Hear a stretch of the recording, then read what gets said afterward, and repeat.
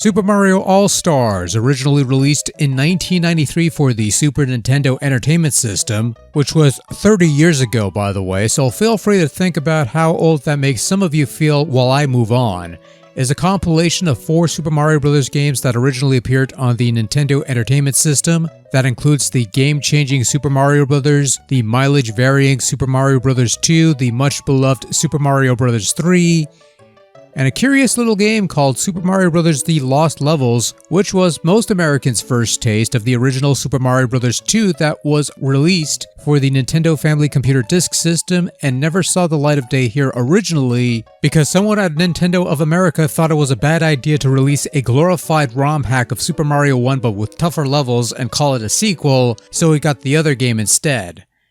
That was the right call in my opinion, and anyone who says otherwise can eat my PAL blocks. But I digress. Super Mario All-Stars isn't just a mere compilation of 4 classic games, but significantly enhanced to take advantage of the SNES 16-bit hardware. That meant redoing all the graphics, sounds, music, touching up the gameplay a bit, and most importantly, adding the ability to save your progress for each game. You could save up to 4 slots per game at any time, though whenever you start a saved game, you'll start at the beginning of the last world you saved in, with the lost levels being the sole exception, allowing you to save and resume at the beginning of the last level you saved in. This save feature also adds a component that I felt was sorely missed in Super Mario 3 in its original NES incarnation, and as such, this was the first time I was able to play through that game in its entirety back in the day, before advanced ports and Virtual Console suspending plays were even a thing. In any event, all 4 games play out as they did on the NES. For the most part, at least. Almost all the familiar tricks and secrets associated with the games, the warp zones, secret shortcuts, hidden mushrooms, houses, and whatnots, they made the cut here. Some stuff didn't make the cut, like the minus world glitch, because they fixed that shit here, but the stuff that matters has been retained. No point in blowing through all 4 games bit by bit. You've played them already, they're not obscure or anything, and I've done videos on these covering these ages ago.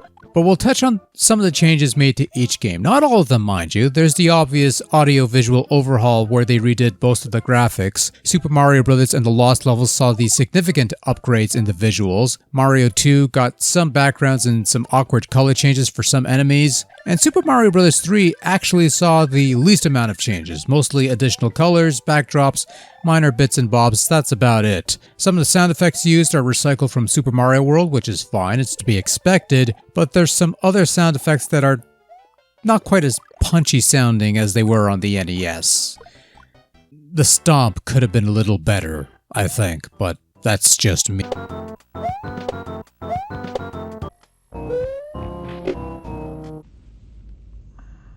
Super Mario Bros. And the Lost Levels saw the more significant upgrades from the presentation standpoint. There's background elements, more vibrant colors, and in Bowser's various castles, thunder can be heard in the background. The poison mushroom is given an overhaul visually so you could easily tell it apart from the usual mushroom offerings. Visually and audibly, it's great, but All-Stars also changes control somewhat. It's still simple, straightforward, responsive stuff, you're still using 2 buttons, and the jumping mechanics for both games haven't been updated to those of the later games, which is something they did in Super Mario Maker with its Mario 1 style, but the overall feel is different. Whether it's the physics that have been tweaked, or maybe it's something else entirely, playing these games in All-Stars felt a bit off at times in ways that I can't exactly explain, but it just clicks when I play it. The most notable thing is when you break bricks, which normally has you dropping immediately after said brick break, but here you tend to hover upwards a bit before dropping, and that always threw me off my rhythm, and I have no idea why this happens because Mario 3 doesn't have this issue.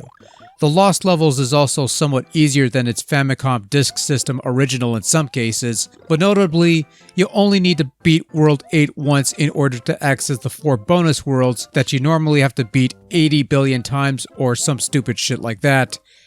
You still need to avoid warp zones to access World 9, which is given a new, non-glitchy appearance that doesn't look like minus world rubbish, which is a step up at least.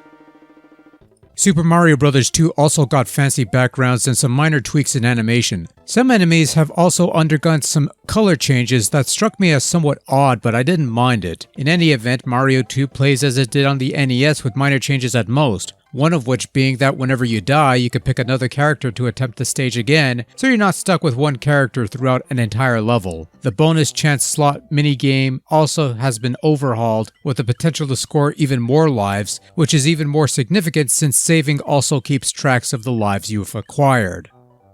Finally, we have Super Mario Bros. 3, an already good-looking game on the NES, made even better looking with extra bits, colors, backdrops, and some visual effects for atmosphere and such. There's an additional battle mode for 2 players that lets you play variations of the pre-existing Mario Bros. Inspired battle rounds of the NES game, but the significant thing is the additional save feature, something I felt was sorely lacking in the NES original and kept it from being that uber-duper greatest ever or whatever, at least in my mind.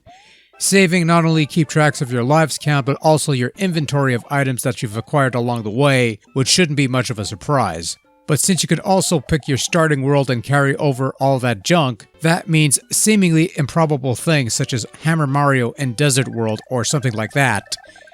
Super Mario All-Stars, for its day, was an incredible package. A nice way of taking 3 classic games and 1 unlocalized ROM hack, putting them together in one convenient package and giving them the Super Nintendo Blitz to bring these classics to the standards of everything else at the time.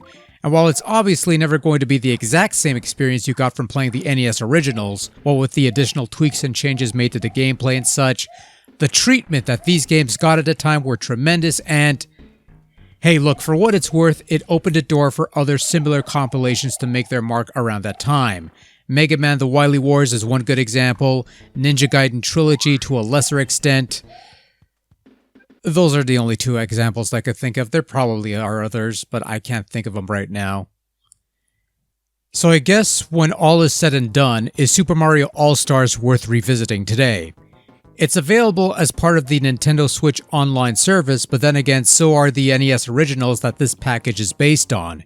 In that respect, I'd say it's totally worth revisiting, even if it's only to compare and contrast between the old and the ancient. But even on its own, Super Mario All-Stars is a fun time that holds its own, recreating an experience that is familiar yet different, but is still an enjoyable journey all the same. And if nothing else, playing that compilation that would serve as the basis for a couple Super Mario Advance games later down the road gives a certain insight into the evolution of these classic titles.